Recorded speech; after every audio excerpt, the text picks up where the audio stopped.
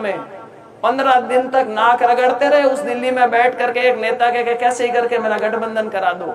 मैंने नाक नपवाई थी उनकी, रगड़ रगड़ के आधा इंच छोटी हो रखी है दिल्ली में अपना टिकट लेने के चक्कर में। तो मतलब पहले ये कहा करते थे कि ये बजट लैप्स हो गया, फिर इनको किसी ज्ञानी ने बताया कि यार पढ़े लिखे हो, डिग्री तो आपके पास भी लॉयर की है, बोलो तो कोई ऐसा झूठ तो बोलो जो चल जाए। अगर मैं कहूँ कि तार लगा दो ना दो, तो ये इतनी बत्तियां झुपा दे, झूठ बोल बोल करके गांव के अंदर रोशनी कर दे। इतना इतना इन्होंने अपना काम चलाया। और हाथ में जब बोतल हो तो मैंने कहा भाई हाथ में जब बोतल हो तो सब पोकाड़ा ही होता है। ये झूठ आप लोगों को पता है। मेरा शुरू में 2 करोड़ का बजट था 2 साल तक, उसके बाद मेरा 5 करोड़ का बजट हुआ, तो मेरा टोटल 19 करोड़ का बजट बना था जो मेरा कार्यकाल था उसमें। और हमें ये ज्ञान पहले ही लोगों ने दे दिया था कि जितना आपका बजट होता है उससे थोड़ा 19-20 ज्यादा ही देना, क्योंकि कई बार क्या होता है कि कोई टेक्निकल दिक्कत आ जाती है, वो बजट लग नहीं पाता और फिर आपका बजट बच जाता है। तो मैंने 21.5 करोड़ के बजट की सैंक्शन करी थी। और उनका झूठ कहां पकड़ा जाता है? कहते हैं कि 10 साल बाद मैं आया। भाई मेरे बाद में तो सीआर साहब बने थे, तो बोले उसके बाद ज्योति मिर्धा को तो 5 करोड़ बचे हुए थे, मैं आया जब जाकर के मैंने वो पैसे खर्च करे। अब कोई बताया कि भाई मेरे तो बीच में 5 साल तक आदरणीय सीआर चौधरी जी मंत्री भी रहे और उन्होंने भी अपना बजट इस्तेमाल कर दिया। तो मतलब पहले ये कहा करते थे कि ये बजट लैप्स हो गया, फिर इनको किसी ज्ञानी ने बताया कि यार पढ़े लिखे हो, डिग्री तो आपके पास भी लॉयर की है, बोलो तो कोई ऐसा झूठ तो बोलो जो चल जाए। तो बोले कि ठीक है, क्योंकि एमपी लाइट का पैसा लैप्स नहीं होता कभी भी। तो फिर अब उन्होंने नई एक कहानी, ये झूठ के जनरेटर हैं इनके, अगर मैं कहूँ कि तार लगा दो ना दो, तो ये इतनी बत्तियां झुपा दे, झूठ बोल बोल करके गांव के अंदर रोशनी कर दे। इतना इतना इन्होंने अपना काम चलाया और पब्लिक को बेवकूफ बनाने का काम किया है। अभी भी कई कई जगह अभी क्या भाषण दे रहे थे कि बोले अब की बार और भी बढ़िया है, अब की बार बोतल का चिन्ह आया है और हाथ में जब बोतल हो, तो मैंने कहा भाई हाथ में जब बोतल हो तो सब पोकाड़ा ही होता है। भाई शौक पूरा कर सकते हो लेकिन समाज का कल्याण नहीं हो सकता हाथ में जब बोतल होती है तब। तो उनको समझना चाहिए कि भाई जनता अब समझ गई उनके कारनामे। 15 दिन तक नाक रगड़ते रहे उस दिल्ली में बैठ करके एक नेता के कैसे ही करके मेरा गठबंधन करा दो। और आज बातें करते हैं कि ज्योति मिर्धा वसुंधरा जी के चरणों में जाके पड़ी रहती है। अरे कौन किसके चरणों में पड़ा रहता है तो सारी दुनिया को पता है। मैंने नाक नपवाई थी उनकी, रगड़ रगड़ के आधा इंच छोटी हो रखी है दिल्ली में अपना टिकट लेने के चक्कर में, सिर्फ ये गठबंधन कराने के लिए। और जो गलती भारतीय जनता पार्टी ने करी थी कि पहले बहुत प्रयास किया इन्होंने कि भारतीय जनता पार्टी के साथ गठबंधन कर लूं, तो उन्होंने तो इतने हाथ जोड़ के कहा बापूड़ा मान तो बख्श दो, और माँ के तो घनी चोट उतर गई, आगे कोई गलती पाची कौन करा। मैं तो बीजेपी तो करे को नहीं पाऊं गठबंधन। कांग्रेस में गया जनाब नेताओं ने, एक सगला नेता ने, लोकल कोई नेता कौन चाहता कि भाई ए आपका चेतन डूडी जी के अलावा ए लेर गया बने के गठबंधन करो।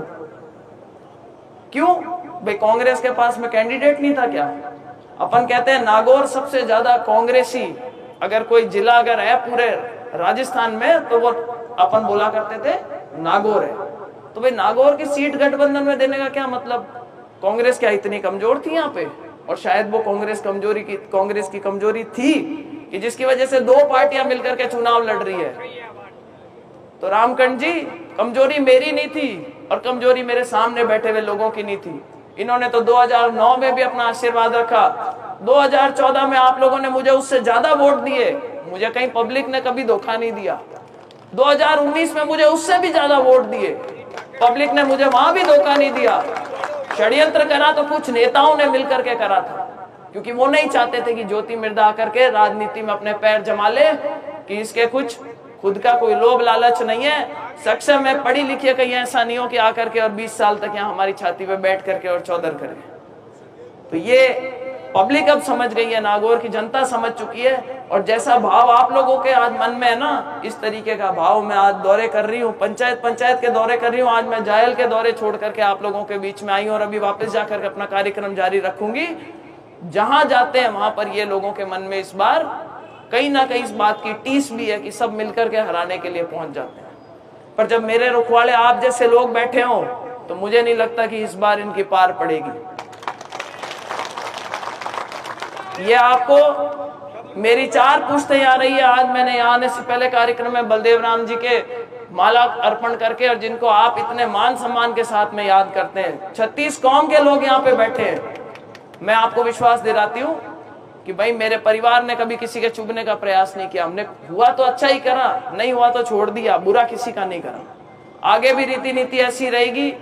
बड़े प्रोजेक्ट आने का हमारे, देखो जब सरकार लय में चलती है तो उस चीज का फायदा सबको मिलता है। आज विधानसभा में जो भी समीकरण रहे हो डीडवाना में, हर चुनाव का अपना एक समीकरण होता है और ये बड़ा चुनाव होता है। और यही सोच करके कि शायद आज वो सारे लोग यहाँ पर इकट्ठे हुए हैं कि ये बड़ा चुनाव है, इसके अंदर मुझे मालूम नहीं देश की तो रीति नीति का दिशा तय होगी। नागौर की राजनीति किस दिशा में जाएगी ये भी निर्णायक होगा मेरी नजर में ये चुनाव। मेरा आप लोगों से हाथ जोड़ करके निवेदन है, मैं सब जगह नहीं पहुंच पाऊंगी। लगभग 2 दिन का समय एक विधानसभा में मिलेगा। मेरी तरफ से तो आप लोगों को जाना पड़ेगा, दूत बन के जाना पड़ेगा, वोट मांगने पड़ेंगे। पर एक आश्वासन आपको देती हूँ कि यदि मेरे नाम से किसी ने वोट मांगे तो भाई उसको ओल्ड बानी आने दूंगी। इस बात का आपको विश्वास इस मंच से दिला के जाता हूं। और 19 तारीख तक की तो बढ़ाऊं ना आपकी है, और 19 तारीख को अगर आपके आशीर्वाद से लोकसभा पहुंच जाऊं तो ये और विश्वास दिलाती हूँ कि 5 साल मेहनत करके और आप लोगों के दिलों में जो आज भावना है उस भावना को दोगुना करने का प्रयास करूंगी। ये भी विश्वास मैं आपको इस मंच से दिलाना चाहता हूं। तो अब लंबा भाषण नहीं दूंगी। बहुत साधुवाद है सब लोगों को जिन्होंने आज मुझे समर्थन दिया, सभी समाज के उन भाइयों को जो आज आगे बढ़ करके आए और मेरे समर्थन में आकर के भारतीय जनता पार्टी को मजबूत करने की बात कर रहे हैं। यही जोश 19 तारीख तक अपना कायम रखें और भाई जिता करके भेजें। उसके बाद जिम्मेदारी मेरी रहेगी। राम राम साहब, जय हिंद। एक जोरदार जयकारा लगाएंगे, बोलो भारत माता की। एक और बात बोलना चाहती हूँ, आज अमित शाह जी जयपुर आ रहे, मैं भी मीटिंग में मुझे भी जाना था। मंजू जी बागमार को, जीतू बना को, सबको वहां पे होना था। मैंने और मंजू जी ने, क्योंकि जायल के कार्यक्रम थे, उनसे आज हमने छुट्टी मांग ली थी। जीतू बना आज वहां पे पधारे में, तो कोई इस बात का कोई गलत अंदाजा नहीं लगाए कि भाई जीतू बना आज यहाँ पे क्यों नहीं है। तो वो भी हमारी ताकत बनेंगे। हम सब मिलकर के चुनाव लड़ेंगे, जोरदार मतों से जीत करके जाएंगे। और मुझे पूरा विश्वास है कि राजनीति में जो नागौर का परचम सबसे ऊपर लहराता था, एक बार पुनः ऐसा ही करेंगे। राम राम साहब।